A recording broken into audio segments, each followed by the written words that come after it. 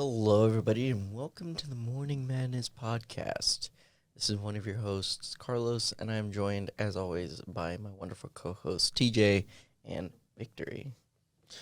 All right, what's going on, everybody? Hola. We're back yet again for another week here at the Morning Madness podcast, and a very, very nice week it is. We're actually here 2 weeks in a row for the first time in like 6 months, so it's actually beautiful.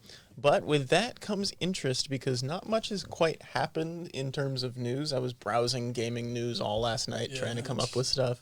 It's a slow news week in general. And Yeah. shit.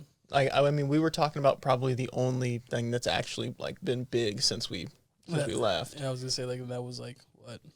And we were discussing the fact that like the more and more games are announcing that they're using the Unreal Engine 5. Yeah, I just recently saw a post by Gaming Lad.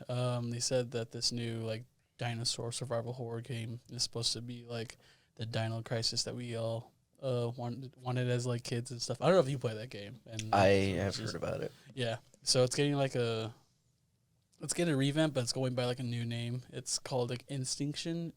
I don't know what the word. I definitely think I've seen the name like on Steam or browsing or something. Oh, I don't think it's been like confirmed or Like on like a it's it would have not- been no, it it would've- would have been like a news. It's thing. it's a new game though too. It looks good. Maybe while good. browsing IGN trailers. Yeah, probably yeah. The interesting thing I was noticing is I remember when they were previewing the Unreal Engine 5 originally, before it was out with like the public, and they were sending it to all these companies originally, we were seeing a lot of showcases of just like the ability to simulate real world simulations with Unreal Engine 5 to like really, really high graphic definition, to the point where the whole joke of the video was, this isn't a real life image, this is from the Unreal Engine 5, right? Yeah. I think we can all say like it's funny how they just try to play it off every time. Like, oh, this is from the Unreal Engine 5. I'm like, yeah, we get it, dog. but we all like, know it's a fucking video game. It's insane the expansive ability that we're gonna see in these next coming years and every time the Unreal Engine comes out, games get significantly better. Not only because that engine is so good, but also just because it forces everybody else to get better themselves. Let's hope that Square Enix doesn't fuck it up. Kingdom Hearts looks beautiful in the Unreal Engine 5. I think it's great. The fluidity of the Unreal Engine, I think, is what makes people drawn to it. There was like a Dragon Ball Unreal Engine game that some fan was working on forever ago, and I remember following it at like 13, 14. I was like, man, it looks so good. And it's just because Unreal Engine has those assets for some reason that the almost realistic game. You can make a stylized game in that art style in like that engine, I think, but it's like, difficult. Yeah, it's difficult because like again, you have to like think of like the processing power and stuff that goes into this. And for consoles, like And yet Fortnite's in the Unreal Engine, whatever. Is it? Pretty sure. I don't think it's a separate engine. Yeah, it's Unreal. No, God, Fortnite is actually, in the last month, has actually been playable. shut the fuck up. It's actually been really They good. took I don't building care what out. you say. Yep, that's their biggest. Zero build has been a lot of fun. Zero build has been nice because you can actually play the goddamn game instead of like, dink. The only thing is the bots. The bots are a little weaker now that they can't put a wall Yeah. in front of them. So you'll get through the first 75 players. It's like playing PUBG Classic mode or like a casual mode. Yeah. Where it's mostly bots and then like 12 players. But I mean, even then, it's not the worst. There's bots in PUBG. Yeah. There's bots built into PUBG. I think there's just bots in Fortnite by virtue of the game. Oh yeah, Yeah, they just filled the XP lobby. farming. Yeah, that's when they were like unveiling like one of their. It must have been one of the recent seasons they started doing that and shit because I know they haven't been doing that I think it for was too like long. 3 seasons ago. I remember. I would even argue it was like probably 2. Yeah, It was. I don't think it was a great decision. I think it might have improved matchmaking times, but there's still so many people playing that I think the bots kind of take away from it a bit, especially in zero. There's build. a steep increase in people in like players you go up against because you'll go up against a bot and you'll just mow them down and think, hell yeah, I'm doing great. And all of a sudden the next person you go up against is some sweat who's been playing the game since day one. And they're just like, and you're like, oh my God, what happened? Right. And you lose all your shit. Well, I think that when they started doing that, like the whole XP farming, they were just at that point they were just trying to appeal to the audience in the ways that like, oh, we like you don't have to like you buy everything with V-Bucks and stuff. You can earn it and stuff like that. But even then, like it was more of a like, in the end, it was more of a cash grab and shit. Though, Yeah, too. I mean, That's honestly, all Fortnite is now, but that's fine. I think at the end of the day, that's okay. they had an interesting thing for this last season where, because what is that, like 950 V-Bucks for a battle pass? Yeah. And they had a deal that for $4.99 you could get a skin, whatever, like pickaxe, and 1,000 V-Bucks for $4.99 for new players. Okay, you get that, and you complete the new season story missions, which give you the most XP. I'm already halfway through the battle pass, and I already have more than enough V-Bucks for the next battle pass. So I'll never have to spend any money in the future Not yet. again. Yeah, not that's, yet. That's the beauty of it. I remember being so excited that they kept a forever self-fulfilling system as long as you finished the season. That's one thing that games like Valorant, Apex, and other Battle Pass games didn't do. Valorant has especially. no fucking rewards for anybody who doesn't want to cough up money. It's actually sad. Yeah. Like, at least even League of Legends has free skins. Like even if they're not the greatest, like they're just a color palette swap, it's still better than nothing, you know? I think if it's like a color palette swap, like that's just as disrespectful Well, as there's like there's fucking people who Mortal will Kombat, like reskinning Yeah. their fucking Right, bullshit I in, understand like, that, the but 70s. but for free, there's people who are complaining about like the paid skins that Valorant puts out nowadays. Like they were complaining about like the cartoony doodle one that just came out, Oh, where that every one was time you get a tight. kill, That was it tight. fills up one of the characters in color, and that is probably one of the sickest guns they've made. They just really specifically like the sci-fi niche, the or like ones are the pretty dope. those ones are really good. I think for Valorant, what they're going for is like, because I've heard like similar like people like requesting like why aren't there skins for the agents and stuff like that. I'll admit like some of the weapon skins are kind of ass and shit. Yeah. And the fact that you have to like pay for them is like kind of And you have to egregious. pay like a It's significant 70 amount if too. you want to get, because if you want to get the most value, you have to buy them all together, and it's $75 altogether. Yeah. But if you buy one for the Vandal or the Phantom, it's $20 each. It's a big shame because I remember buying a bunch of skins back when the first season was out because I really thought Valorant was gonna be the best game for content for a while because it's Riot, and then it became the slowest game on earth, and so you just really can't do much with it.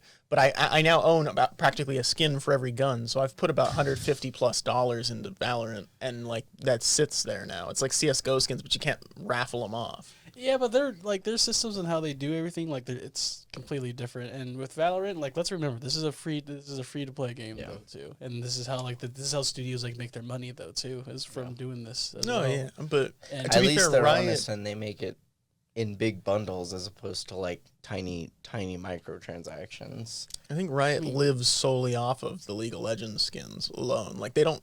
Oh yeah, I wouldn't be surprised. Yeah, you, dude. You could KDA? fund 3 game companies off the fucking League of Legends skins. I remember the whole Seraphine bullshit with KDA because she was a premier skin. She cost like $7 more than the other ones. And even those on their own were like $14. And I'm like, all these neckbeards trying to live out their fucking K-pop fantasies. But they sold, and they still to this day sell. They're It's unbelievable. good skins, but like, And here's the thing though too that not many people think of is that when like oh why don't you guys have this skin or like this and that, and like another thing to do, just don't give them money. yeah. Yeah, PUBG has a Near Automata brand deal going on right now, That was so fucking where you weird, can and it's play so as 2B sad. or 9S. That's so fucking It's so stupid. jarring. Like I was playing it because like there's not really many battle royales right now that have a solos mode, funnily enough. And it's just so jarring to run around the wasteland and then get killed by fucking 2B or 9S. You know what's really weird is that a lot of PUBG. I don't know or seen the person who's in charge of PUBG, but I'm pretty sure, and this isn't like, I'm pretty sure it's a monkey because it's like they do these things 8 or 4 or 5 years behind that Fortnite already has done and shit, and I'm like where were you on? Like, and again, all of the games to fucking do a skin for, you do the one that's like borderline, like, like it's just kind of weird. I think it was the only company that was willing to join with them and I stuff. think it's Fortnite. sad though had- too because that's a great game I that think doesn't deserve to I be think associated with Nier PUBG. Automata might push a boundary that Fortnite doesn't want to cross for some stupid reason No, because they're of the, in Fortnite. are they? Yeah, No. 2B is in Fortnite. No, she's not. Why the fuck did I? Go I by her swear that's the yesterday? PUBG Bro, one. Carlos, if you tell us right now that you spent V-Bucks or some shit, or you grinded for her, No. He's We right can't all be this friends, time like, wasted. yeah, bro, like we can't be friends anymore. He No, was- I think this is Spider-Man one was all i I'm seeing is fan creations for it though. Oh, I God, could have bro. sworn she was in it. The weirdest thing is that in the Battle Pass now, Doctor Strange is the last reward, Mm-hmm. and I don't understand why. Like, I feel His like skin was if he's you- not even the coolest. it's not. It doesn't even look like Spider-Man looked great, and I feel like they did some other good ones. But I feel like if you're gonna put like characters in Fortnite, make it make sense why they would hold a gun. Fair. Spider-Man looks funny, and I don't really care. I mean, It's just- Naruto with the fucking 9mm is pretty fucking hilarious. I'm not gonna lie. it's pretty funny, but like Doctor Strange just doesn't make any sense. Like, where's my Punisher skin? Yeah, Where's that would have War made so Machine? much more Like, sense actually. I would really like it. Well, I'm not gonna play the game, but I think it'd be really cool if they incorporated like Netflix's Punisher. If that was a skin, Mhm. that'd be pretty fucking. I love how tight. you have such With a such trench a coat. vendetta against this game. It's just I don't know. Like, I just can't bring myself to fucking play it anymore. and It's shit. not. I think I don't know, just because I've been through the ringer with competitive gaming, I think I've just enjoyed something easy for a change and something that I can just, something that isn't Valorant or because even Apex gets me stressed Yeah, out because I- like Oh, dude, that's a did that. Yeah, I that's finally a put day for Apex to fucking- rest because there's no solos in it, and I'm tired of being forced to talk to people. Forced to have to talk to. I haven't spoken on mic in like the last 2 years in game comms. Yeah, no, I was gonna say like Apex is like. There's a couple of things that I feel like if they were to just fix, it'd be fine. It'd be like I think the weapon attachments just might be like they're like one thing and shit. Like like get a 1x or a 2x scope or like this and that. Oh, I'm I like, really fuck with the weapon attachments, especially when you get to the gold levels and you start to see what they actually are, what they do at that level. Yes, but it's almost like at the same time, like once you get higher and higher and stuff like that, it's like your mechanical skill doesn't need to be there and shit, just for you to win and whatnot. I mean, yeah, fair. once you get gold plus attachments, it's basically just luck of the draw of who started shooting first. Yeah, like who's gonna Well, third there's like party the ones that'll shit. automatically reload for you while you if you're running Yeah. one, that's like the big game changer. Those have really surprised me after picking them up in a gunfight or something. And it's like little things like that where like it could totally like the momentum of a game can instantly swing if you got this item or this item or this item. And for me, from a competitive or even like a multiplayer standpoint, I think mechanical skill should always reign supreme over like people who have like the most OP like build and shit like that. You know what I Yeah. mean? That's because you guys were playing Guns the Duel in the high school cafeteria. The what? Guns the Duel. It was a very skill-based shooter back in the day where the entire game was very simple and the whole thing was based on height and movement based on your keyboard inputs. I have never heard of that game. It's known as one of the most skill-based and intense shooters of like competitive gaming before competitive gaming was a thing. I gotta look this up. What is this called again? Guns the Duel. I Guns the believe Duel. TSM Daquan talked about it. It was like his game that broke him into competitive gaming. And then I'm gonna have that's to why look he's so this good. up. That's why he was so good at Fortnite when it started because it had a very similar aiming scheme. I'm gonna have to look that up. I've never heard of that. The game was since I think discontinued recently. That or that still has a small diehard community, but it's so skill gapped that you can't really get into it anymore. So Kind of like that in Team Fortress 2 or Quake. really, Yeah, no, dude. Quake. I remember jumping into when I was like 13 or 14. I was like, Yeah. yeah, this is unbelievable. I have a buddy of mine who's like obsessed with like Quake and Team Fortress 2, and he used to play Team Fortress 2 like professionally and whatnot. That's what he actually played with Pine. Really? Yeah, what's right before Pine switched over to Overwatch, right? When Overwatch wasn't bad. TF2 is I'll so give it to much TF2. fun. TF2 is probably a really good game. I have still never played it. Oh, It's just at that point where it's too old and the game modes are too similar to other games I've already played. Can't- Where you, it's like, you literally can't play it. really? Yeah, they shut most of the servers down. Well, I'm sure You there's a have to, like, Discord that has private servers in it. Probably. Like that's Yeah. that's how most old games are played nowadays, anyway. But like with that one, like I think the most satisfying class in that one would probably either be heavy or like sniper, the sniper one. But like when you hit Heavy was great. dude, in Team Fortress 2, like the sniper, that one felt like gratifying once you hit a shot though too. Yeah. Like I was like, oh shit, this is tight. And then you just learn that there's levels to this shit. Well, you know what's funny about like Apex, and I think this is why Black Ops 4 did so terribly, is because Is that the only Overwatch- reason why? well, no, Overwatch really changed the name of the game when it came to FPS because of abilities, right? Yeah. And the fact that it was an ability-based team shooter, but it was also a first-person MOBA, basically. Yeah. Yeah, there's a reason that like all these older players still come back to this day to just play it as a casual game. Yeah. Like I know like 6 or 7, like not even just people, just YouTubers who go back and play it in their free time. They never upload it just because it's a casual game. My issue with Apex comes down to very specific things. I don't know if it's just because I was so used to Overwatch, but they tried to incorporate abilities, and I wouldn't say any of the abilities in Apex are game changing in the sense of like each cooldown can like, you know, make or break a fight. Yeah. But each ability is more tailored to like your cooldowns are like tailored to your survivability, and the ultimates are for your team. Yeah. It's more survival over like damaging, because even the damaging ultimates are ones that are going to get your team out of the open or get your team, you know, into a fight. Yeah. One thing Overwatch did really well is that when you're playing, you know when every ability is happening, basically. They did so well with sound cues and sound design and visual cues and stuff like that, that I feel like other games that tried to do the same thing, besides maybe Valorant, they just couldn't touch that. And so that's why I think, like, for me, it's hard to get into them. You know why I Because I'm think just so used to doing it the Overwatch way. You know why I think Blizzard was so good at that already? I think it's because they were so used to, they already had so many years of knowing how to audioly like telegraph attacks from doing raid bosses and WoW and stuff. Yeah. And like playing games like StarCraft where everything's more audio than animation.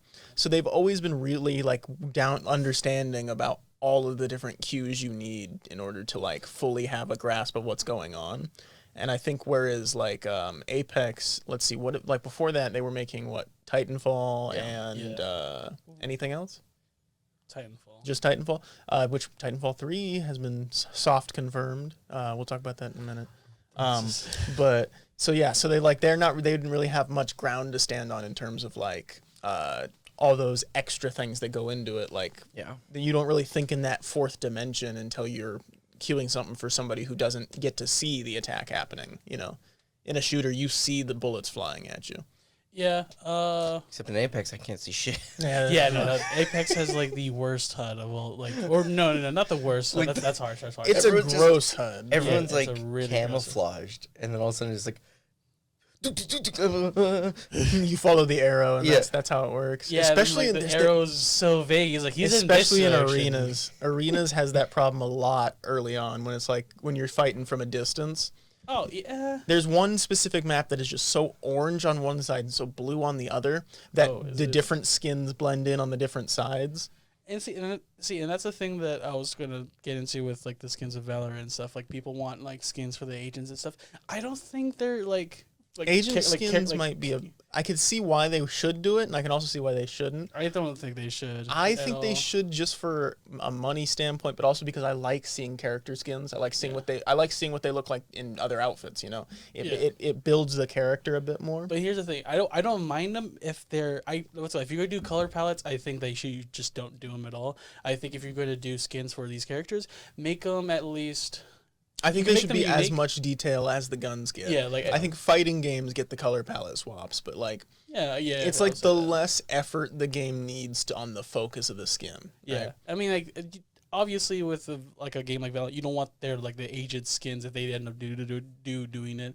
You don't want them like too flashy because like it's You don't like, want to give away your position. yeah, you don't want to and give all your that. position and stuff like that. But at the same time, like I think just color palettes, especially for a non like fighting game, Well, is like- just kind of lazy. At least one color palette swap is something I would imagine. I was playing, what is it, Guilty Gear Strive recently. Yeah. Those And, guys, yeah, and those like ones have most good of the skins are color palette swaps, but they're still pretty good. Like Yeah. there's You know the what? one guy who clearly I play the guy with the bandana, Yeah. so like all of his skins are just a different color. But I think like So. what you said, like the fighting games, it works for the fighting games. And I think it's because of games like Mortal Kombat that have, like made that synonymous with it. And then the recent Injustice pushed the bar, and now no Oh fighting games my- allowed to do something simple again. dude, oh my gosh, that's Justice too, like that. I love that one. Dude. Well, Alongside Titanfall 3's leaked soft confirmation, there was a soft confirmation of the same level with Injustice 3.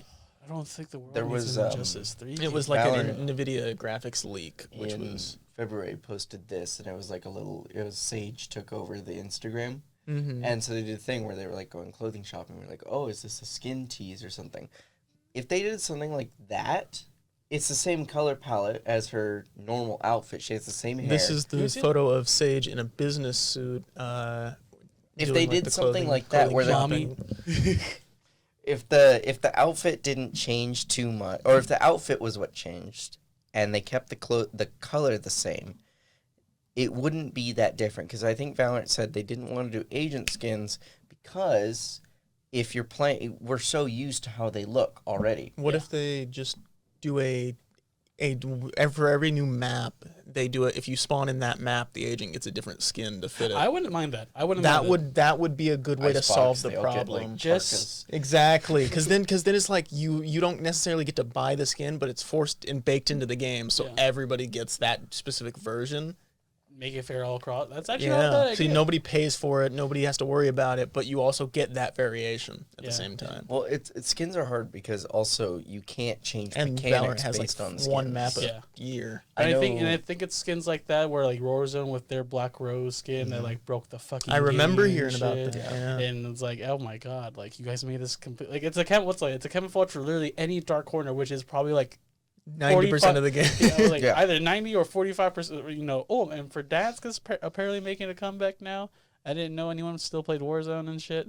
It's because there's no other Call of Duty like gem. Like I've tried re-downloading Vanguard and it's not fun.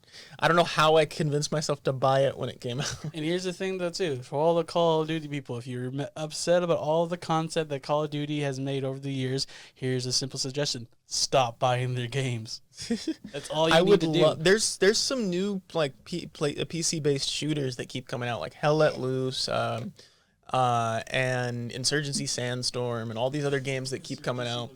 Where it's like we're gonna get a better shooter eventually. Like I've been playing a bunch of VR. I've been playing like in VR. I've been playing Contractors and Hot Dogs, Horseshoes, and Hand Grenades. Gotcha. Both of which are great shooters in their own right. But Contractors is basically the VR Call of Duty. I spend more time playing on Terminal and Rust in Contractors than I ever did in the games they were in.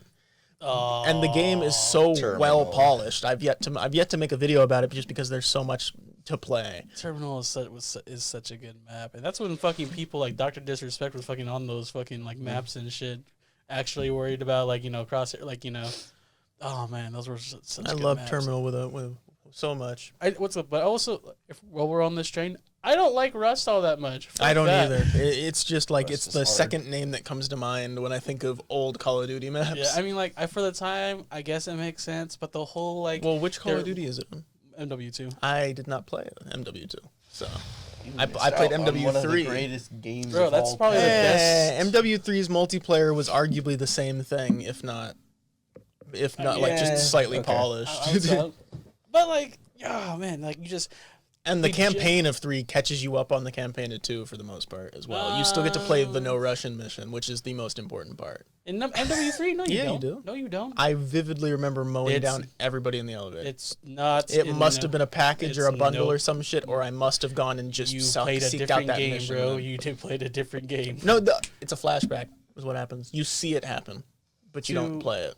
to No Russian? Yes, you flash back to them in the elevator up into the point where they open it, and then you. Nope, that's and then, not. Nope, that's. But they see you get in the elevator in Nope. MW3, In and then W3, they don't what's the show nickel- you do the. They don't show the people No, at because the they- bottom of the because elevator. because they find out that you what's called that you snitched and shit. Yes, That's how and they the find out. flashback you have is you guys walking into the elevator. No, what's up? You don't walk in the elevator. They kill. What's up? They stab you right then and there. You don't get to see it. Well, if from that perspective in MW3. When you flash back to Makarov, it's him talking to you, and you're walking into that elevator for the mission. It appears in a flashback during Call of Duty Modern Warfare on. 3 when the player named Yuri tried to stop Makarov. I'm gonna have to see the video though too because I don't remember like. I would them know getting this together. because I never played MW2, so I the wouldn't know same- the scene if They I hadn't just seen played it. the same scene. Because I thought they stopped him in a fucking garage thing and they just ended it there though too. I feel like I do have a vivid memory of seeing the Because I the thought that elevator because scene. I thought that led up to like then Price like asking like okay like grab the gun like let's get out it of cuts back and forth between them arguing with you over like why you guys have that relation, and then But it I'm- gives you that flashback before Price accepts you again and gets back to But work. you didn't expect you didn't experience a No Russian mission though like firsthand, man. Come on. I mean, by then it was already being talked about by everybody I knew. Like I was just being allowed to get my hands on Call of Duty by my parents at the time gotcha, because like we were 8, so it's like oh god, we were 8. Dude. you could only do as much as you could back then. Like I had to get Halo 4 before I could get a single shooter game that I owned myself. Like I had MW3, but I got it because a friend owned an extra copy. MW3 and Halo 4 come out this. Halo 4 came out a couple years later. Yeah, I but think I had the Halo 4 Xbox was 360, 2011, got the MW3 copy, and then I bought Halo 4 with the Xbox 360 I had. That's crazy that you can get to play the NW2 for. Oh, do you get now? You have to like go buy the remaster version and shit. Well, dude. I'm really late to. I was really late to like shooters and GTA and all that. So I was still playing Ratchet and Clank by the time that was happening. So True. or I was playing Dragon Ball games at the time actually. Back when Halo, Dragon Ball man. games were good and shit. Yeah, I know. I remember like Now they're just. Dragon Ball Xenoverse was like the first time I ever saw like a game where I was playing where it's like I always knew my shit, and then I got gapped immediately by everybody who played it online. Like they did the world tournaments for the first time, and I remember Yeah. being so excited as a kid. And Xenoverse is a weird and then game though. When you everybody look at, like, Dragon. washed me. Like it was unbelievable.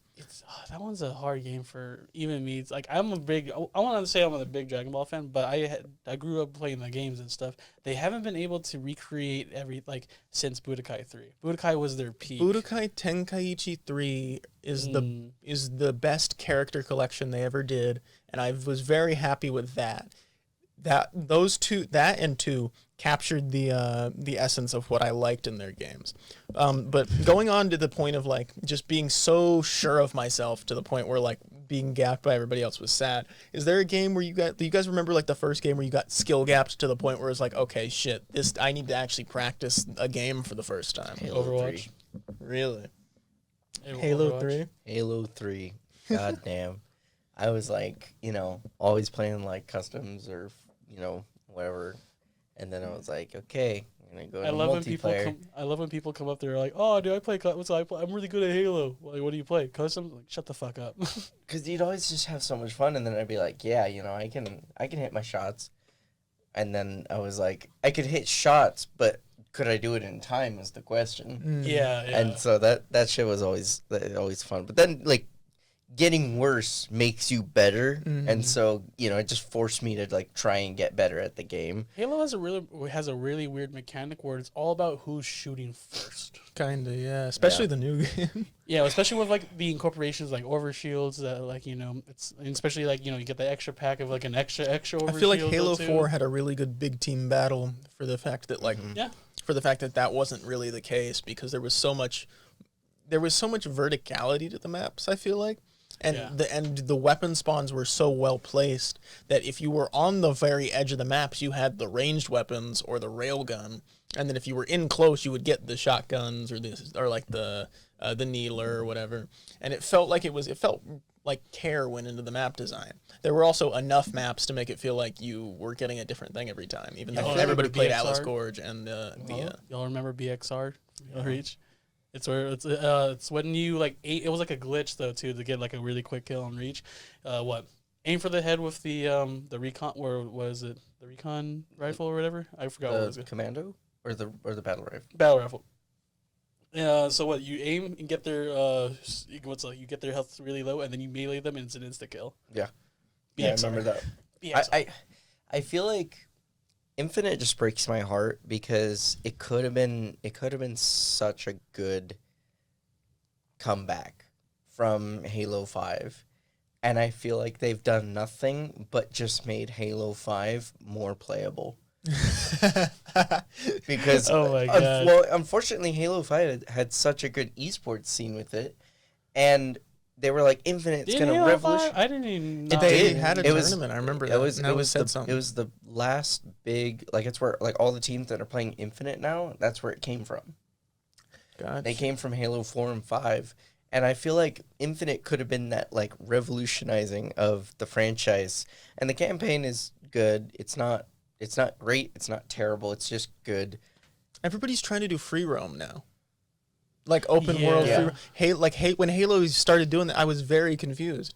But it worked. Yeah, I was liked it. like, I it's didn't just finish it, but I liked the there's some aspect get of like it, though, for example, did one of the cameras just fall over? My camera fell over. What the fuck? What was? Oh, that's weird. Hey, what's up? Good? Sorry. As I was saying, Sonic Frontiers is like the next Sonic game to come out, and it's like a Yes. Breath of the Wild style open world game.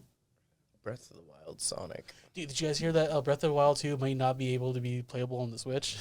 What the fuck? I heard about because that. because of the increased said- graphics and like the processing, whatever. They said so- the same thing about Breath of the Wild 1. They were like, this doesn't look like a game that could be played on the Switch. And time again, we've been proven wrong. I feel like the Switch is a lot stronger than we keep giving it credit for. It is fragile, but I feel like it can process things pretty well. Yeah, I would say that for that particular style of like gameplay and stuff, I think it works for the Switch. Elden Ring probably couldn't be played on the Switch, but no way. yes, sir. Breaking news. The Thor Love and Thunder trailer just dropped. Can we pull You it up wanna- on? Can we get a live reaction to the Thor Love and Thunder trailer? That'd be actually pretty cool if we can. Live What's going on, slug guys? This is the reaction. Morning Madness podcast. I am Victory. Obviously, we're here to react to the Thor Love and Thunder trailer We're here gonna live do this right on here, right stream. now, Do we ladies want to and pull it gentlemen. up on? Just got it. Carlos, you want to put your? We'll have it here on the screen for everybody to check out with us. But this is interesting. We've been waiting for this. This Marvel This- trailer has the record for the shortest time between trailer and Yeah. release date. This Correct? is gonna be. Isn't Taika Waititi directing this one? I believe so. I know he's. I he's really I've been hope seeing so. set photos of him in the Korg outfit Yeah. with. So it looks like. There it is. All right. See now, this is the one I've been interested in seeing because this is the one that hasn't been following any multiverse stuff. So we're getting to see some actual. Yeah. Let's see what's going on. All right. It is. Hold up. All right. Runtime is 1:30. Here we go. 3, 2, 1, go. Oh, that little callback. Who I once used for battle, Interesting. now they're but humble tools for peace. I need It's to like- figure out. It kind of looks like how with Thanos looked over his farm. Yeah. Oh, good music choice. Uh huh.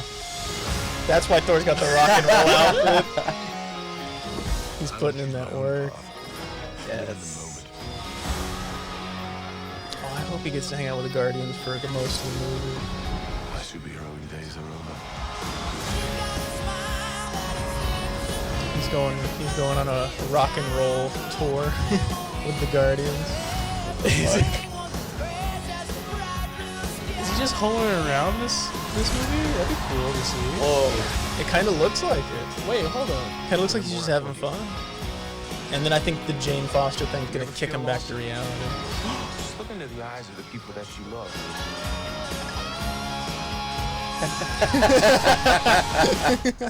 Not me. What? Just listen. No, I like that. I like that. I really like Short where and they're going sweet. with this. There's still a lot of speculation Oh. to be. There she is. Oh, there we go. She looks great. She looks awesome. It looks like the comic outfit. Where's, that's the- hold that's on, the I new- couldn't that- see. Did that's they the new show Christian Bale? Did you show? No, No, I didn't okay. see Christian Bale Bale. at all. Oh, for Gore the God Butcher. Yeah, no, not they a single, didn't not see even him. a single villain tease. It was all just Yeah, that's good though. That's good. Yeah, I 'Cause love that. I think I had this conversation with my brother-in-law why he doesn't watch. He loves the MCU, but he doesn't watch any of the trailers that come out. He'll hear an announcement. I skip but he'll most never- of them too. Is Lately, I have to react to them. But Yeah. Oh. But like, you know, with No Way Home, I think they could have done a really good job without like having to put a lot of. I know the big selling point was the villains and stuff, but like, I don't like. it didn't have to be. Yeah, it didn't have. It's to not be. like anybody's. It's not like we weren't gonna watch the next Spider-Man movie, Yeah. but I The don't think it would have original- sold as high as it The did. original plan was to market it as a civil war between Doctor Strange and Spider-Man, and that's interesting because they had enough content to do that in the promotion. If Doctor Strange came that was- first, I think it would have. Yeah.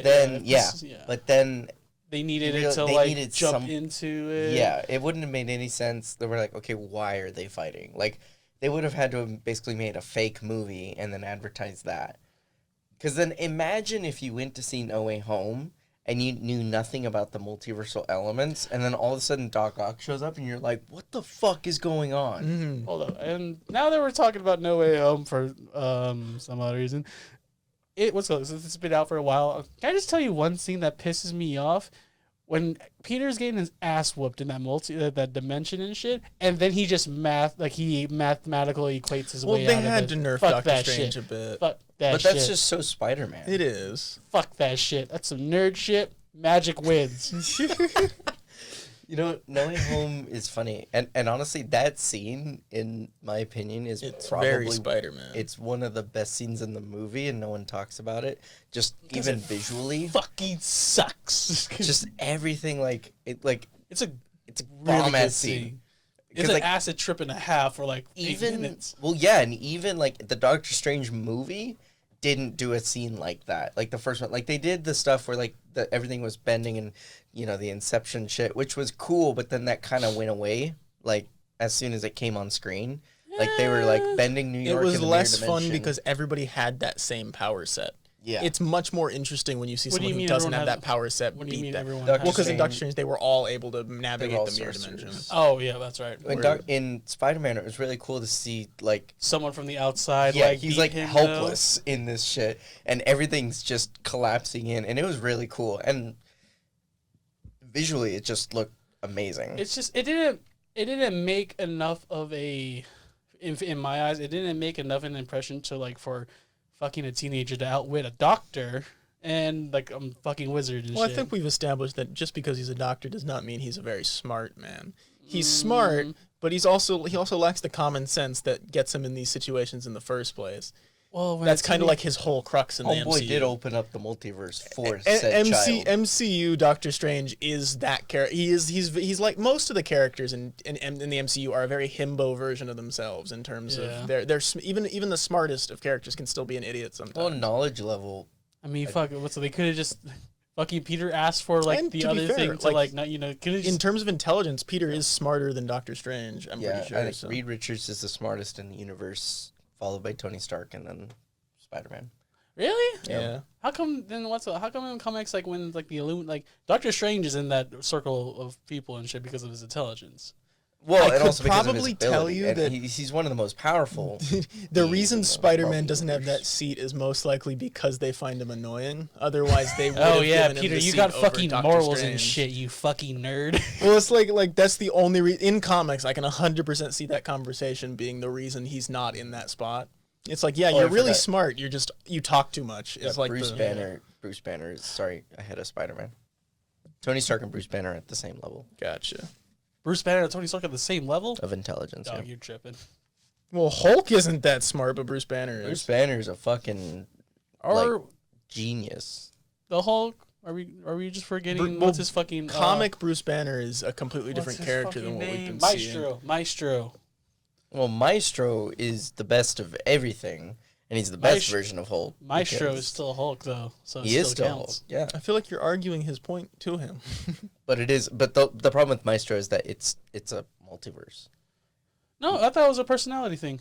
No, Maestro was a multiversal version of the I'm Hulk. gonna have to redo the. He has like the baby rage, which is the primal Hulk, the the Smart Hulk, which is the most closest to Doctor Hulk we get, but not Maestro, and then there's the Hulk that does the and the Hulk that there's like the gray version, the grayest looking version of himself. Oh no, that's Abomination. Oh, Not- no, not- Gray Hulk. I think Joe Fixer. it's just talking about color. that guy, I think. The talking gangster about. dude. Oh yeah, he's badass. But talking about color palette swaps and shit, that's all fucking Hulk is. Yeah. Do you guys think we're getting a Red Hulk in the MCU? Probably It looks not. like they're Probably- setting up Dude, Thunderbolts bro, right now, if they- and Ross is dead, getting pretty Here's the old. thing: Is he? if they don't make Red Yeah, Hulk, in real life, wait, what? William Hurt died. Gotcha. Oh, They can't do Red Hulk now. I was gonna say if they should make a Red Hulk. If they are, they have to make him a raging racist. Well, Oh it really looked like Because, like, it in- really looked like that's what they were planning on at in the the end of comics, Black Widow. 'Cause he's that's the only reason he's still here. Yeah, I was just But- in the comics and shit and any foreign media, like he's just like he's almost borderline like fucking racist. He's a super patriotic. Is he who- really? Yeah, like almost Yeah. borderline. Like I he's must have missed that in the cartoons growing up. yeah, when Red Hulk wasn't getting his ass beat by the Green One. Yeah. I feel like if they ever did it, he'd have to be a fully digital character, and they'd have to get someone. Well, that could do does the he voice. ever is he ever able to transform between the two? I think he's. He is. Yeah. Yeah, Well, because then just it's- make it so he can't. Give him the Yeah. Abomination treatment. But Dude, Abomination. I will apparently say can this: now. I will die on this hill, dude. I think Mark Ruffalo was not the best choice for Hulk. I think the guy who did it in the Incredible Hulk one. in I 2000 Edward much Norton prefer is Mark the Hulk. Ruffalo, but I think that's just because I like Mark Ruffalo. The Incredible There's something Hulk. about his face that just doesn't sell me that He you're has- a dangerous he fucker, has- you know? Well, that's because he's a really good Bruce Banner. I feel like. Yeah. yeah, he's almost too good of a I Bruce liked Banner. I liked the Hulk in the Avengers in the first one. That they did a really good job with that, and the look and everything. Like he looked like if you took the Hulk straight out of the comics, he had that face. And I know it was like they took That an makes sense, amalgamation of Mark Ruffalo's expressions with an actual like Hulk face. But as the movies went on, and I feel like also Infinity War could have been the best Hulk we got, and then they just took it away from us because Like, Ragnarok was 'cause- setting up a super like not just powerful but like I almost thought they were Literally, gonna- that is the Hulk that they were teasing us a little bit with like, oh yeah, World- you guys know World Breaker Hulk. Oh Yeah, my you God, guys no, could have dude, gotten they that. would- This is the green scar, They could and then it's never like, oh. get away with that. And then fucking World Breaker Hulk just murders everyone and shit. Yeah. They have to power scale their most powerful heroes to make some movies make sense, and it's like as much as it's okay, it is kind of questionable sometimes. I would have been okay if like he got his ass beat by Thanos in the beginning, got sent back to Earth, and then he could still turn into Hulk at the end of the movie. Like that would have made more sense than shit. and it kind of it's looks like that was just- the plan up until a certain. But point. you know what? I think that played in a lot to like how it ended up though being because up until that point, Hulk did like with like hand to hand, like face to face, toe to toe. No one fucked with him. Yeah. Up until the purple dude came around. Well, I think And they then had clapped the his plan to fucking keep green Hulk in it cheeks. until they wrote the script for Endgame and got to the like that point where they needed him to snap. They were like, well, Hulk on his own won't mentally sit there and snap the gauntlet. There would need to be a reason for them to Yeah. gel Professor mentally. Hulk was fine. I feel like they should have. But then it came to like the comic relief shit just Yeah. got really old, and especially with that character The taco too. scene is probably one of the most powerful Professor Hulk scenes in the movie. That was That was yeah, a It's good so that much was character building in That such a was- small moment. I think Professor Hulk was That like was actually genuinely cool. it was Like a- there's really there's a loved that. moment that's not even shown in the movie. If you look closely, when he's handing Ant-Man the tacos, right? If you look closely, there's 2 tacos, and then they cut, and then it's just so Hulk that there's 1 taco Yeah. after the cut because he must have ate it because he got hungry in the time it took him to hand him the taco because it's the Hulk. He's burning so much energy that between camera cuts he had to eat one of the tacos to continue handing it to him. or And I the- think it's a or real the visual testament effects to the artist forgot continuity. No, it's a real testament to the director and his vision. Okay, now what is from? Okay, we'll stick to Marvel and shit. If there's a version of a certain character you guys would love to see, just in general and shit, like give me like who would it be? Like a Oh, Spider-Man Moon Knight, now that it's possible, would be nice. that That'd be crossover really- character. Black Knight, yeah. that would be really hard to pull off right now because like Moon Knight and shit from the fight scenes I've seen, that's way more brutal than. But he'd Spider-Man be and so shit. much It's fun still, to see. honestly, Moon Knight is I have not it's seen more episode 3 intense. yet, but but so Wait. far I've enjoyed it. it's more intense, but it's definitely still in the PG-13 realm. In a writing sense, my girlfriend says she doesn't like it because it plays off that trope of misunderstandings for too long, and it gives her like secondhand, I need to hurry up and watch secondhand this. embarrassment. I need to fucking watch. But I like shows like that that causes you to watch back though too, like just to get everything because like it's good. it has some I sort of think replay it's really value. well done, especially if you know the character. Yeah. I will admit though, it does get a little uncomfortable for like the first episode for a bit, where it's like the just explain what you have to explain thing, where it's like they don't do that. It's like a misunderstanding that goes on for way too long. Yeah, I think I'd really like to see. I don't know how they would do like Thanos' like forehead, like Horseman or some shit like that, or like Apocalypse's forehead. Oh, with Horseman. Apocalypse. That would be nice. But like it's because you know like Cosmic Ghost Rider and all those other dudes and shit. Because I don't know which team he was on, but it was the same team as like he was on it with like Doc, like Ultimate Doc Ock and shit in the Ultimate Spider or Superior Spider-Man? Superior Spider-Man. I think he faced the Hulk too, and it was like talking about the Punisher's like his most powerful versions of himself. Homeboy literally teams up with Doctor Strange and shit, and he has had magical AKs and shit. Magic bullets. No, like for real, like he beats Cosmic Ghost Rider with a whisper, and all he says in his ear is dust, and Ghost Rider goes poof. Nice.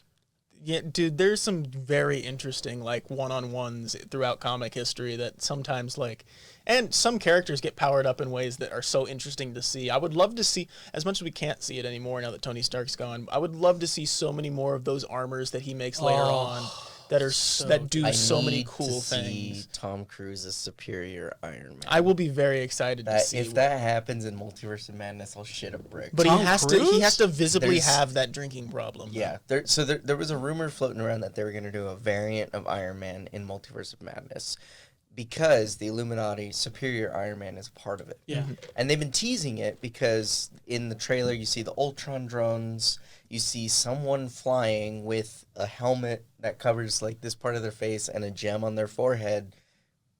And they have orange bursty powers, and they're saying it's Captain Marvel, and I'm like, I don't know. Well, that's it's because in probably the two Superior Iron Man. trailers there's a different person both times. Yeah, there's two different. There's one is that Marvel it's like a being guy with a Marvel. goatee, and then another one that looks like Maria Rambeau as Captain Can I say Marvel. this about the new Doctor? I'm really scared for this next Doctor Strange movie because of its runtime. Not even because of the runtime, because there's just something about like sequels and shit, especially for like let's be honest, like Doctor Strange and shit, like. Yes, he was needed for No Way Home for a big plot of it, though, too. But it's almost like they only put that in to have an excuse to make this movie. And I don't like the thing that worries about me is that this movie is going to be good on it like by its own standards and shit. Like this is just gonna be another like Captain America, like the first agree. Avengers. I and think shit in a like weird that. way they'll somehow make it work because Doctor Strange 1 is really good, and it's something that conceptually it would have been hard to do with taking a time power and making it entertaining. They're also taking a lot of risk by introducing a lot of new characters. Like they're going to introduce America Chavez is going to be introduced now too. They're going to introduce a whole lot of other people from other like dimensions that and shit that they haven't confirmed and whatnot. And so when you have a lot of mix of that with a new storyline, it's like again, I feel like for this one, like if you didn't watch WandaVision, a lot of this doesn't make sense, and then like to have them like make people to like want to be engaged and like driven to like watch it, but at the same time like filling them in to be like viewer friendly and shit. It's a lot to like jungle with. I've said this numerous times, and I feel like as of late, and I feel like Spider-Man was great, but Spider-Man also set a precedent for a new style of filmmaking. Bars up here. The bar is up there. But when the multiverse elements of Spider-Man weren't done for plot. It was done for fan service. Yeah. It was done to bring back everyone we've loved from previous movies, and they incorporated it into the story to make sense because they have Doctor Strange. And now Sony and Marvel's contract says that there has to be one Avenger present in each of these Spider-Man movies. The first one, it was Iron Man. The second one, it was Nick Fury. And the third one, it's Doctor Strange. That's the only way that Marvel's able to share the rights with Sony is so that, because in Sony's small little brain, they say people aren't going to understand that it's in the MCU if you don't have a big Avenger there. And I'm like, I'm pretty sure people are smarter than that, but whatever. Mm-hmm. Okay, so in Multiverse of Madness, all I see online are people saying, I can't wait for this character to show up. I want to see all these characters from the old Marvel movies show up. I want the old Reed Richards and the old Punisher and the old Daredevil to show up as cameos. And I'm like, how about they do the thing like they did in Loki and have variants come that we haven't seen before? Loki showed us this classic, goofy-looking Loki that was played by Oh, that an was one old of the guy, most powerful scenes. and in the he show. ended up being super badass. And like, I love that because that's something new that we can connect to, as opposed to, oh, a portal's gonna open and Ben Affleck's Daredevil is gonna come through, and then as a joke. And I'm like, so now you're using these plot elements not to further your story, but to just cater to the fans in a fun little way to get a reaction. I remember when I was excited for Marvel movies because of the character that was in the title. I do remember for like a long time, like the biggest thing about MCUs was like all the Easter eggs and shit. All the things I either called to that were foreshadowing to other future films, past films, or even just comic book references though too and shit. They kept it like, oh, go ahead. Oh, I was just saying, like, I remember, like, when Doctor Strange came out, I was like, hell yeah, I'm excited to see Doctor Strange do this, instead of, oh, I'm excited for Doctor Strange to exist in this movie just because it's his movie and all these other characters to do these things. I don't want to see that. I want to see something new, something we haven't seen before. And I feel like Doctor Strange is a character that they can do that with. I just hope they don't fuck it up. And another thing that I have a big speculation about, and we've talked about this before, and I'm excited for this, but Sam Raimi producing it or is he directing or producing? Directing. It's gonna be. It's not. I'm not saying it's gonna be hard to incorporate horror elements of this because it's Doctor Strange. You've seen in the comics. We and also shit. went from what was originally teased as a horror movie to this. But like, here's the thing: like, maybe they're saving those horror elements for like not in the trailer and shit. I still believe he will film it like a horror movie, so I think there'll be plenty of scary scenes. I mean, there's Zombie Strange, so, like... And Zombie Wanda's in there too, right? but, like, I think zombies they'll are be able to make that scary. Yeah, but zombies aren't like Magic zombies. Zombies, TJ. Magic zombies. Well, and Sam Raimi's first movies were about zombies, basically. Were they really? Which Yeah, one the was Evil it? Dead, bro. Dead. Come on. Gotcha. Dude, bro, that was Fucking good. that had a lot of weird ass scenes though. The first Evil Dead, yeah. Remember when like he's escaping like the grave and shit, and like she's kind of like it's the scene where like this dude's in the like in his girlfriend's grave, right? And I think like like I don't know, he has to like dig her up or some shit, but she comes up like back to life and shit, and she like. And he's starting to get out of the grave, and he's just at like the waist where he's getting out, and then she comes up from behind and just like she's trying to grab him down, but it looks like she's boinking him from the back. Yeah. And it's just really, really The first Evil weird. Dead has a lot of uncomfortable scenes. Like, there's I'm not going to say it just for the sake of the podcast, but there's just some, like, not okay shit. And that's why he made Evil Dead 2, because Evil Dead 2 is not a watered-down version, but it's a comedy version of the first one. Because Evil Dead is really, like, serious. Nothing funny in that movie. Evil Dead 2... There's a lot of comedic. It's so funny elements and because shit. everything is so ridiculous to the point where, like, yeah, he kills his girlfriend by whacking her head off with a shovel, but then her zombie corpse picks it up and then puts it on with a top hat and starts like dancing around, and it's really weird. Yeah. So I feel like I've seen clips from Evil Dead 2. Yeah. But like that scene where like I thought like he knocked her head off with the shovel, and then like she started like laughing and shit. I don't remember. That was in the first one. Yeah, okay, gotcha. But yeah, I really hope that the horror elements are genuine horror elements and not just like scary movie and a couple of like scary scenes. I like, want if I'm seeing it here, I want it to be so scary that a kid cries in the theater.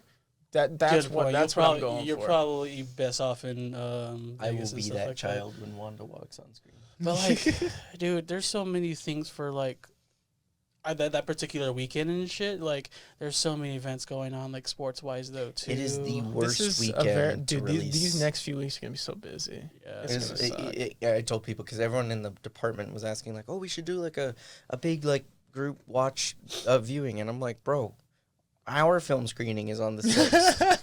Our end of year film screening is on the 6th. So the only day we could go is the 5th. But the problem with the 5th is that that's finals week. And then not only finals week, but a lot of our seniors are going to be prepping to walk the next morning at 6 in the morning. So I'm like it's probably not going to work out. And so I already told my family, like, let's just get tickets for back home. Dude, like, no, the next what's week. up? We have to go watch it together, you bitch. I want to. Just but stay I in town. pussy. I wish, dude. That's gonna be such a pain. That's what I'm not looking forward to the most. It's just the end of the year is such a pain in the ass. We've got one more Monday, 2 more Mondays. No, one more. One more. One more because we're all gonna be swamped. In I got shit no with- finals. Yeah, you got. I have no finals. I'm done next week. Unfortunately for you. No, child. yeah, bro. I was gonna say like, oh my god, bro. I have like 4. So yeah, I'm Fine, gonna I be have just 2 hanging exams. around. I'll be hanging around for that week, getting Oh. packed up and stuff. So, Um, but we've got one more podcast. Then we're all gonna wear our jerseys, right? But if you want to talk about the multiverse, though, I highly recommend watching Everything Everywhere All at Once. Wonderful film. Dude, I still keep considering it. There's a lot about it. It still seems from advertising like so fucking much. It's a lot. I will say it's an exhausting movie, but in the best way. Or you can just watch the Batman that's out on HBO Max. This is true. The Batman is out on HBO Max. Yeah. That movie fucks. And it reminds you that you don't. Am I wrong in saying that the cast from Everything Everywhere All the Time? What are the main cast members are from? What? Michelle Yeoh. Michelle Yeoh is She's an like a actual legend. Dog, like she's like the epitome. I know of, I've like, seen her before. Just where from? Tai Crouching Chi Tiger, Tai Chi Hidden Dragon. Masters, like every single kung fu movie that you can think of, she's probably had a hand in. Okay, did you see Shang-Chi? Yes. Okay, she was in that. She was the sister of the mom. She ran the tallow place. She taught the girl how to shoot the arrows and shit. Got you. And she like was training Shang-Chi. That's okay. With Got you. I don't think she was trained. She was more like She was training him how to fight like his mom. dog. Because he was, homeboy was just like, could just use the gun and just finish the whole shit. that is true. I feel like Like a lot of their problems could be solved with a And bullet. her husband in Everything Everywhere All at Once played Short Round in Indiana Jones and the Temple of Doom. And he was also in The Goonies, and that was the last time he ever acted because he tried to act after those movies, and there just weren't enough opportunities for Asian Americans to act. Like he especially at paved his the way age. though. Yeah, he had set such a precedent, especially for child actors, but he just stopped working when he was like 16 because there was no other work for him. Yeah, like And he got older and he's like, okay, I want to get back into it. And once again, no Asian opportunities. And so he went into another career. who's that one dude? The old guy. Oh crap. He's in there. He's like in every. I can't remember what his name is though. The old Chinese guy. Oh, I don't remember his name, but he plays Poe's dad in Kung Fu Panda. So he was saying that during the time when he was coming up, like the only roles available for Asian Americans were typecasting roles. Yeah. Your ramen shop guy, the kung fu instructor, or they were the comedic relief, but like almost like by almost with not almost, but with Yeah. Asian stereotypes and shit, Mhm. and to like now have those types of people and shit that like are I don't know how to explain this, but I'm just really glad there's like more diversity and more opportunities for people to like not be so typecasted and No, shit. without a doubt. Like it's cool. Yeah, Yeah. definitely worth checking out. Also, why is Jamie Lee Curtis in that movie? Shouldn't she be off like fighting Michael Myers and shit? She was really good in the movie too. Does she fight in that? Yeah, She it's fights really funny. She plays like the IRS Hopefully she did agent. better in that one than she did against Michael. Oh my god, dude. She didn't do Um, shit in Halloween Kills. Well, because she did everything that she could in the first one. I very bro. much She had the forgot plan. that movie came out. I thought Halloween was a good ending spot. I don't know if we needed another one. Yeah, we did need another one because the first one was so good. Halloween 2018 was very nice. I really enjoyed it. So I saw Sonic 2 the day Yes. after our last podcast. So do we want to actually talk about it a little more in depth finally? Yes. Because this movie, as someone who like I said last podcast, I didn't realize how big of a deal Sonic was to me growing up. This movie touched on every single plot point that made me tear up. It could. Like there was so much more love in this one. You could feel it. It was palpable from beginning to end. It made me realize that all the enjoyment we had for the first one was based on the fact that we could grasp on to the character being like actually likable because of how unlikable those first looks were. Yeah, And we were how- just so happy from what we didn't get. But the biggest part that really showed to me that they cared about this movie compared to the last one is the dance scene in the Russian or German bar, or like where I haven't seen any of them. Oh, you haven't seen Sonic 2? No. Oh, okay. Well, the dance scene in the bar with the guy, it genuinely so worth the watch. Even if you skip 1, 2 is worth the watch. Because I don't really think you need to see 1. All you need to know from 1 is that James Marsden exists. Yeah, Like if you've seen the trailer for 1 and then watch 2. That'll do it for you. I realized because I went over to my friend's place and he was like, I want to watch Sonic. I haven't seen it yet. I'm like, all right. So we watched Sonic. And we were kind of like poking fun at it the whole time. But then I was watching it and I realized, like, this movie isn't that good. No, it's just a buddy cop movie. I was like, this movie's actually kind of mid.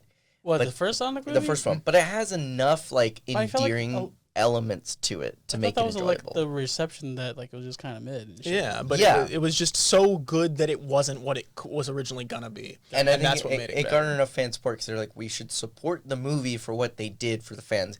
And when you look at it through the lens of it's a good movie for kids, that's kind of what I feel it is. It's just So trying to I think if introduce a you new have time, generation. I would watch Sonic 2 as soon as you get the chance because it is actually it is a good Sonic movie It's from a good beginning movie. to end. But here's the thing, though, too, is that, and that's a big reason why. Like, there's just nothing. Like, I'm not emotionally invested into the character of like Sonic and shit. There's just like, tell me, okay. So as Sonic fans, tell me like 3 really big storylines that happen either the games or the comics that made you invested in it. Do you want me to spoil like parts of 2? I really, yeah. You can There go are ahead. it covers 3 big giant ones. So Knuckles shows up in this movie, right? Which is from Sonic 3 and Knuckles, which is when he first arrives, right? One of the biggest things that showed me they loved it was the movie poster they made for Sonic 2, which was a direct recreation of one of their cover photos for the game. Yeah.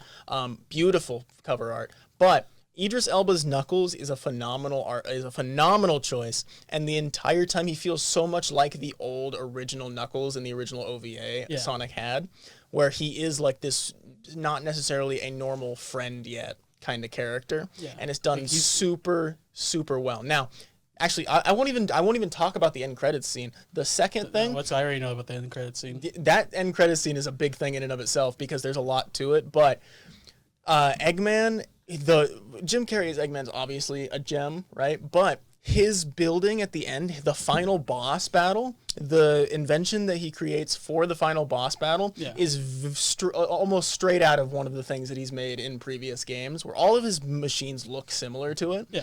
But it feels so amazing in terms of the CG because it doesn't really feel too bad in terms of its The effects animation. why, unironically, are the effects in Sonic the Hedgehog 2 better than pretty much the entirety of Marvel Phase 4? That's really fair, honestly. The robot feels like it's there, Well, and just the it 3 has weight. digital fucking rodents. I forget incredible. that the main 3 characters are digital.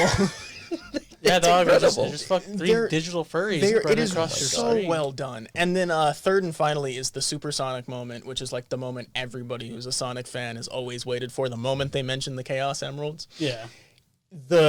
Obviously they do it in the cliche way because it is a kids movie, so they still have to touch on the family drama aspect. But it is still one of the most satisfying and emotionally overwhelming scenes to see just how good he looks as Supersonic after all this time, because Supersonic was like this thing that, as much as it was canon, it never felt real. It always felt like fan service in a Dragon Ball Z sense to me, because it occurred see so rarely that it felt so special. Really? You had to collect all 7 Chaos Emeralds, and they didn't show up in many games. And the games that they did, they were like the big end finale thing. Yeah, but like that's the thing though too. Like, I've played plenty of Sonic games. I don't know much about the lore, but like there was at least a few points in every game where you became Super Sonic. Yeah, but like they would do them in like in any like in an arcade game. Yes, you could be Supersonic for a few seconds, but any big plot story-wise Sonic game like Unleashed, the one with Silver in it, and all the other big story ones that came out, there was very little time spent in that form. You didn't really get to feel the power of it, and that's what made it so special to me. It feels like obviously in like Smash or like any of the installments where it's just like a full like general bread of the character, you'll get Supersonic in it. But it always felt so, and like the most of the time you'd get it in Flash games. Like you'd play Sonic Flash games, like, oh yeah, Supersonic's an option in this. Like that is why it felt so fake. And as like a Dragon Ball fan, it just feels like a thing. Like I always No, compared the yeah. two, and it's just you feel the energy that the character has in this movie, and it's just so beautiful, and I love it. And also the dance scene, like I said in the middle, they do an entirely original dance in like they take into consideration what the characters can do and how they would dance if they were coming up with something on the fly together. Yeah. It is such a well done thing. Not a single Fortnite dance in that segment. There is one Fortnite dance in the movie, and that's just to appease children, and it's done so early on they throw it out the window immediately.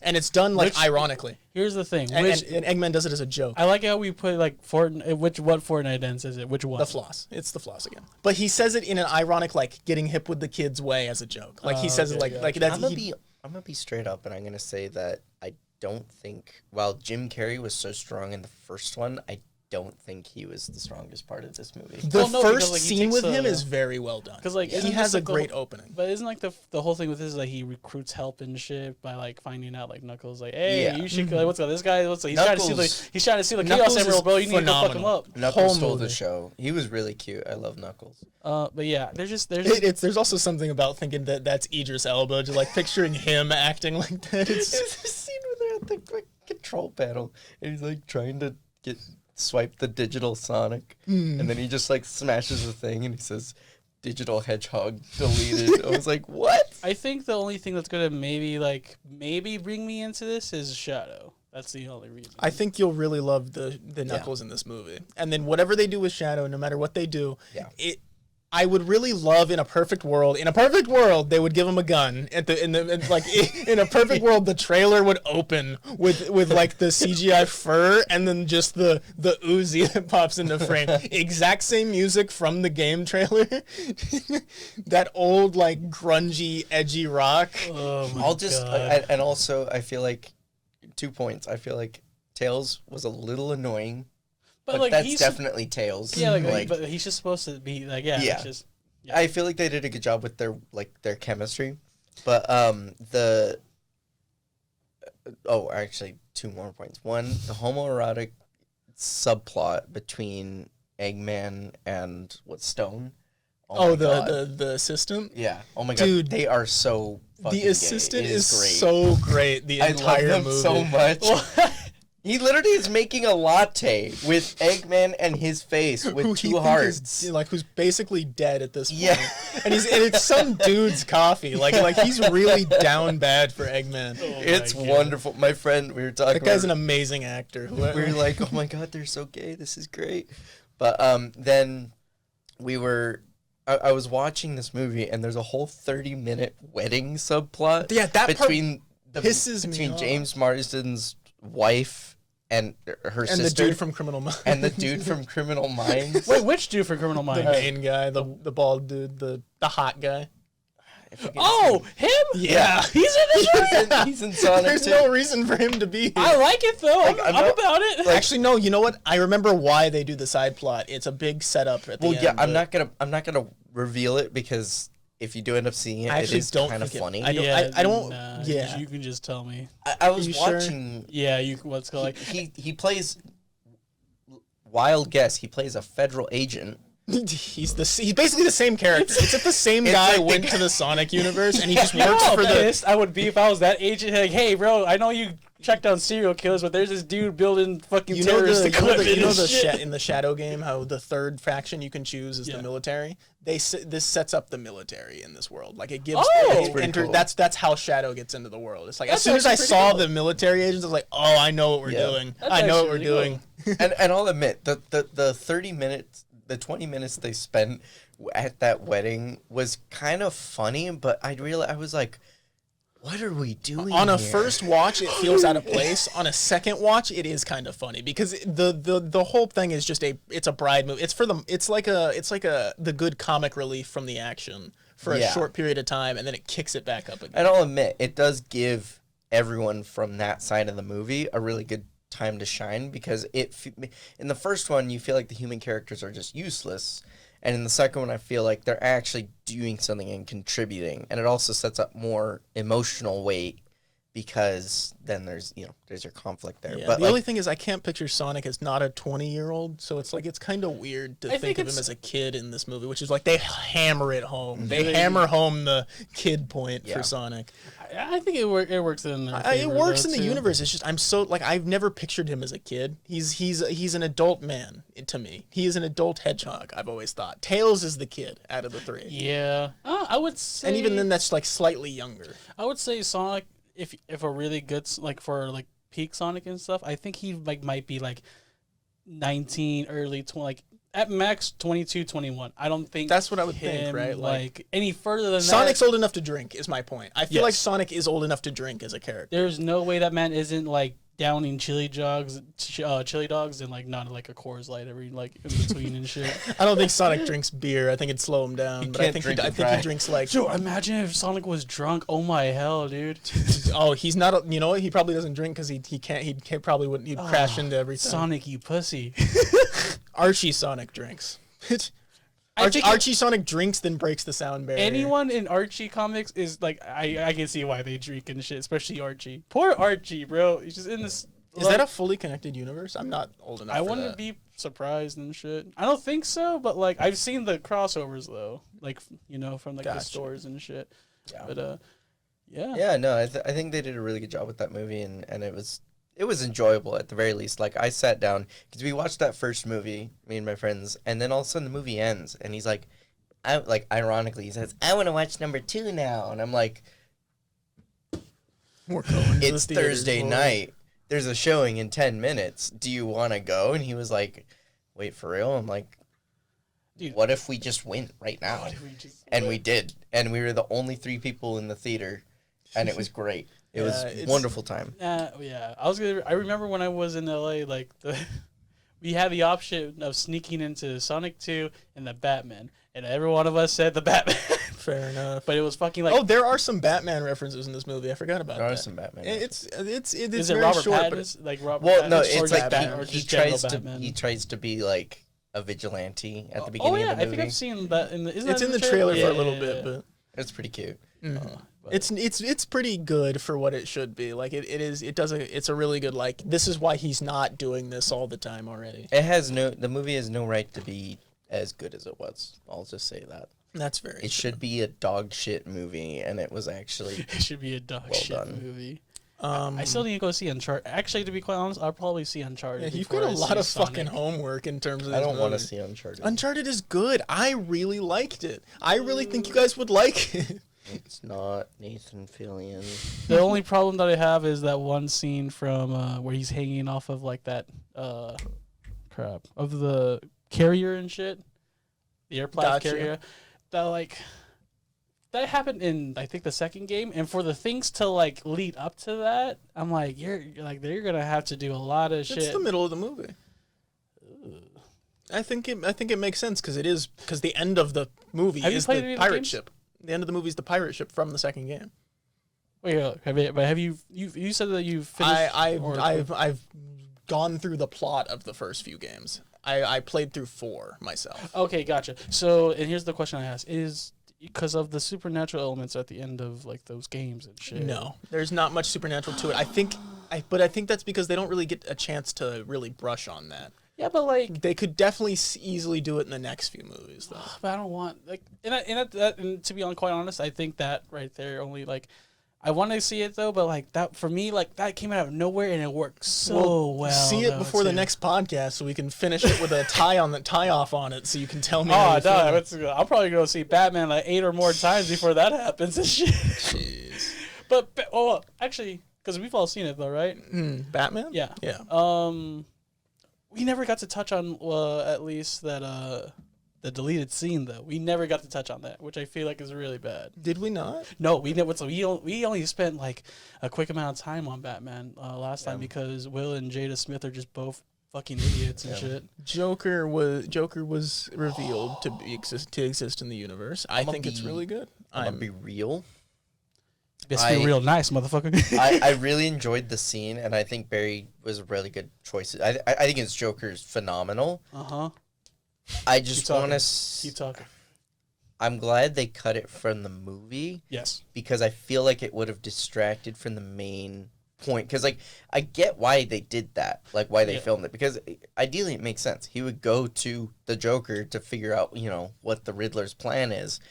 But the second you bring Joker into the mix halfway through the movie, Takes over. nothing else matters. Yeah. And then the movie just tanks. And if you think about it, like that scene's like what, 5 minutes long? 5 minutes. The runtime's already 2 hours and 56 minutes and Yeah. shit. Would have made it to 3 hour. Would have been an epic. Yeah, it would have been It- three but fucking like it hours. almost like our third time seeing it, it almost seemed like the 3 hour mark or like the 2 hours and 56 minutes. It felt like it might as well have been like 3 I hours. Felt like that the first time. I've seen it 4 Yes. times, and it wasn't until the last time that I started feeling that length. I was like, oh, we have a lot to get through. Yeah. Okay, we're getting there. Like there's not half. It's not even halfway when the car chase happens, because the car chase happens, and then you have so much more. Yeah. But no, this version I think is my favorite. I think it's the best one, better than Heath Ledger's. It'll be it is an amazing Joker, and I'm really excited to see what they do with him. Oh, you know what? We'll finish with this. And hopefully we'll actually get to see it, because DC is gonna rebrand their entire fucking universe. Yeah, let's go. Yeah, that was- You know what? I that's- think Ezra Miller knew what he was doing. I think he went to jail on purpose so that we could fix the universe. But Hey, you I want think to he took know one what for the happened? team. Ezra Miller didn't do it. It was me, Barry. It was me. Reverse Flash, wiped Flash I out of the jerked you off timeline. at super speed to make it look like you nutted it. Just a With woman's touch. touch. Oh my god. Man, so we might actually get a whole DC with Robert Pattinson Batman. Also, Joker 2 is in writer's block right now. Why? I don't want Joker 2. We don't need that now. What are they though. gonna do with it plot wise? Exactly. Oh my god, if they introduce Harley, I'm gonna have a fucking. They already aneurysm. blew their load with the Bruce Wayne as a kid Oh my thing, so they've God, kind of. bro. I want. Looking here's what back I at that want. movie now, oh my hell. I want Robert Pattinson's Batman to be explored more, but I feel like it shouldn't be connected to some big universe. It should be its own thing, like the first one was. If they want to kind of like how the Dark Knight did theirs, like 3 Yeah. movies, same universe, but no ones. DC needs to put all their eggs in the baskets of the Batman, The Pattinson basket. the Pattinson basket, That was good. the Harley Quinn show, because that's top tier. Oh, bro. Peacemaker and more Suicide Squad stuff. I feel like they could really benefit from that, because then you get some more fun R-rated action movies. And I feel like if you did more Task Force X / Amanda Waller stories, even if it's on TV, not movies, you could do a lot of fun things with that. And Shazam. I think Shazam is the only like extended universe property that is good and feels successful. Here's my question for that, because with Zachary Levi playing Shazam, when Black Adam comes out, how is that gonna look? I think Black Adam's going to be the last knot and tie on the series if they do a reboot. But I do feel like I don't think they're gonna do. I think they'll Shazam's keep way- Shazam and Black Adam in it, but I feel like, do you think it'd be okay if they did a full trilogy for Batman and fleshed him out, and then they kind of gave him a break for a bit, but still tied him into the universe? Like if he They was can't. in the universe They're just so different they're such different of movies. and Shazam and Black Adam. They're just such different movies and such different speeds that it would make it really hard to believe. Right, that but when there's Batman some- first enters the world of like all of those Justice League superheroes, Yeah. he does kind of seem out of place and very serious. So it would make sense for Batman to slowly have to loosen up as that gets there. But if they take a really slow burn, I feel like that it would work. So here's the thing. This is where connected universes. This is why Marvel did it so well, is because even with different creative teams on each film, they all look the same.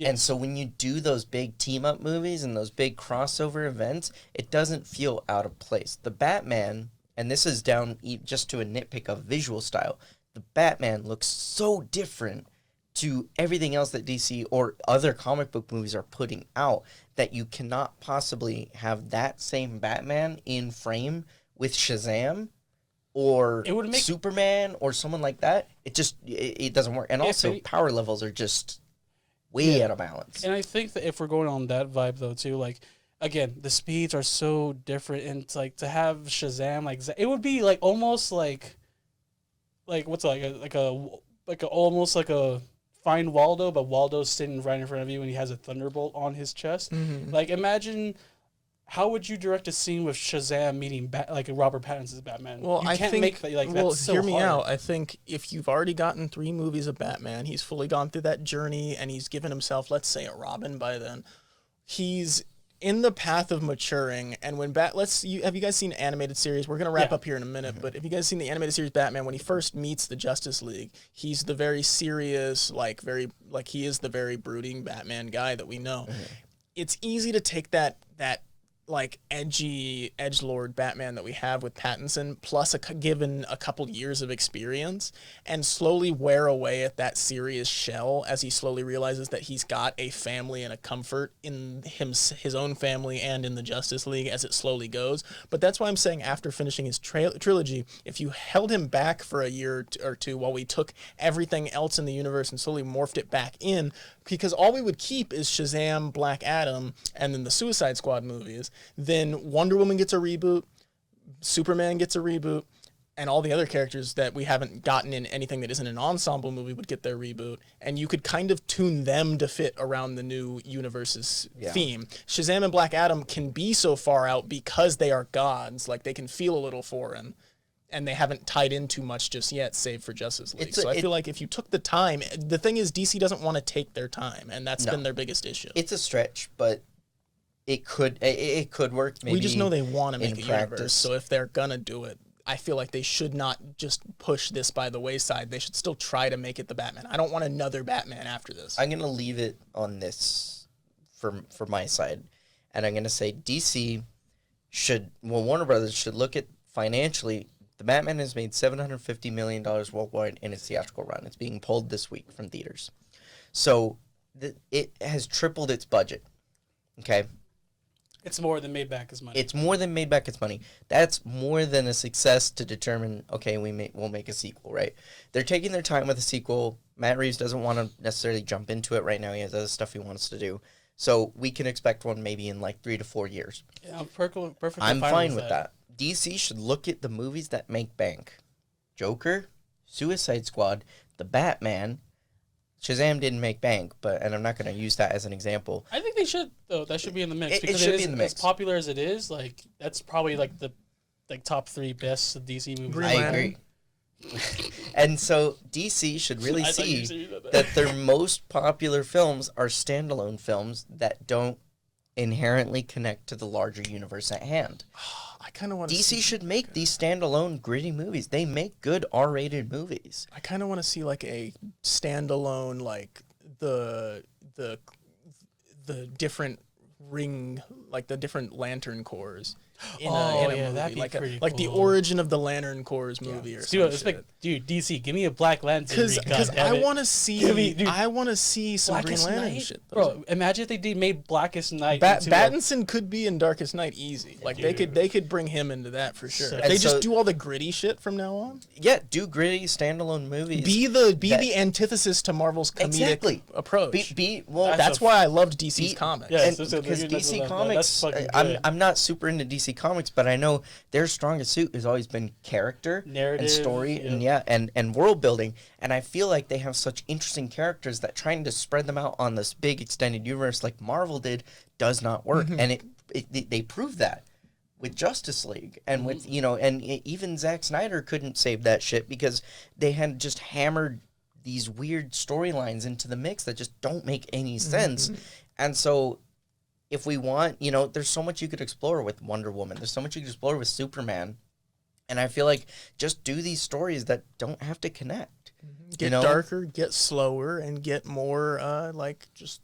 I think it's just like DC could be serving up some good fucking soup. And they are. The Batman. They need to just look at that and see that equals good. The Batman Give me is Scarecrow also next the movie. character that could Yeah, give Scarecrow, Mr. Freeze. You could see literally. some amazing characters. You could see an amazing Red Hood with this Batman. You could Oh see. Yeah. my! I'm about to nut, bro. The Yeah. possibilities and shit. That's so good. We Anyways. have so much to look forward to, but Next week. we can only imagine what's going to happen between now and next week. But obviously, I suppose that little reaction to the Thor: Love and Thunder trailer will be out today while we're recording this because I need a Monday video anyway. Yeah, that's actually really cool that came out. That looks fun. But without further ado, I guess let's do our plugs and close it out. Who wants to go first? You know my plugs. They're down there. You can find Carlos at intentional_lens_flare, all underscores between the words. On Instagram, you can find TJ at TJ_shady with a 3 for the E. I have to change that on some of our clips now because it was recently changed on Instagram. Yeah. But all of the descriptions are updated as always, so you can check them out there. And if you're watching the podcast, you can check it out on all audio platforms, or if you're watching it on video, here at my channel at VictoryTGH. You can find me on all social medias at VictoryTGH, as well as on Twitch on Tuesdays and Thursdays at 3 p.m. PST or 2 p.m. PST sometimes. And on YouTube Monday, Wednesdays, and Fridays at VictoryTGH as well. And I will, without further ado, I guess thank you guys for waking up with us, and we will see you guys next week. Deuces. Peace. Good stuff.